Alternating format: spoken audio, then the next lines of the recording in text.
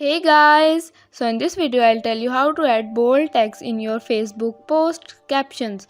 So without any further delay, let's jump into the video. First of all, you have to open up your browser. I am opening Google browser. Then you have to search online text bolder. Then the first website is of LingoJam. You just have to click on this. After that, here you can see that it gives me two boxes. Normal text goes here in the first box and bold text will appear in the second box. In the normal text box, you just have to type your caption. For example, I am typing my name. And when you scroll down, as you guys can see that it has given me my name is bold text, and it has two types of text. One is a little bit smaller and other is little bit bigger. So you can copy any of the text according to your preference. I am copying this one.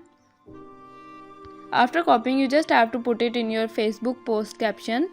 Okay, so guys, now you can see that I have created a post on my Facebook account, and now I have to say something about this post. I just have to paste what I have copied, and now you can see that it has pasted in bold font.